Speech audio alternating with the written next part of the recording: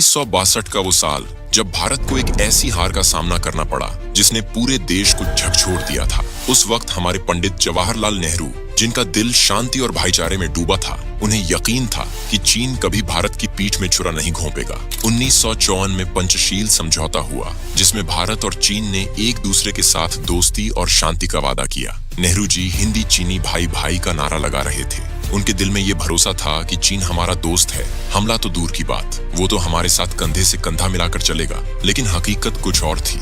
चीन चुपके चुपके जंग की तैयारी कर रहा था। वो हमारे भरोसे का फायदा उठाने की फिराक में था। बात 1950 की है, जब चीन ने तिब्बत पर हमला बोला और 1951 तक उसे पूरी तरह कब्जा कर लिया। तिब्बत, जो भारत के लिए एक बफर जोन था, एक तरह से हमारी ढाल था। अगर तिब्बत आजाद रहता तो शायद आज ये सीमा विवाद और जंग की नौबत ही नहीं आती। लेकिन भारत ने उस वक्त बस हल्का सा विरोध किया और चुप हो गया। ये हमारी पहली बड़ी गलती थी। फिर 1959 में दलाई लामा भारत में शरण लेने आए, जिससे चीन तिल मिला गया। भारत ने अपनी फॉरवर्ड पॉलिसी शुरू की, यानी विवादित इलाकों में अपनी चौकियां बनाने लगा। ये सब देखकर चीन का गुस्सा और भड़क गया। और फिर 1962 में वो दिन आया जब चीन ने हमारी पीठ में छुरा घोंप दिया।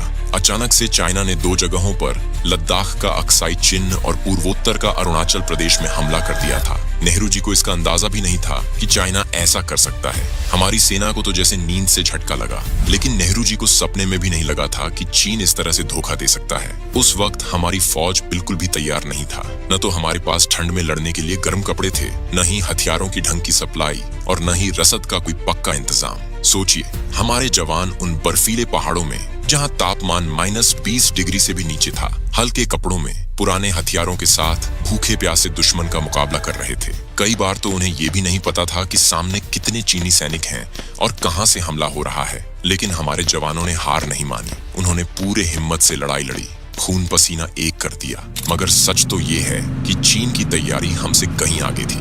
उनके पास न सिर्फ ज्यादा सैनिक थे, बल्कि बेहतर हथियार, गर्म कपड़े और हर कदम की पक्की रणनीति थी। वो पहले से जानते थे कि कहां, कैसे और कब हमला करना है। हमारी सेना के पास न खुफिया जानकारी थी, न ही ढंग का संचार तंत्र। फिर 20 नवंबर 1962 को चीन ने अचानक सीज फायर का ऐलान कर दिया। अरुणाचल से अपने सैनिक हटा लिए, लेकिन अक्साई चिन को अपने कब्जे में रखा। भारत की हार ने पूरे देश को सदमे में डाल दिया था। हमारे जवानों ने जान की बाजी लगा दी, मगर कमी थी तो बस तैयारी की। नेहरू जी का भरोसा टूट गया। ये हार सिर्फ जंग की नहीं, बल्कि हमारे उस भोलेपन की थी, जो ये मानता था कि दोस्ती के नाम पर कोई धोखा नहीं देगा। इस हार ने हमें एक बड़ा सबक सिखाया। शांति की बात करना, भाईचारे की उम्मीद रखना, ये सब अच्छा है, मगर देश की सुरक्षा के मामले में आंखें बंद करके भरोसा करना खुद को धोखा देने जैसा है।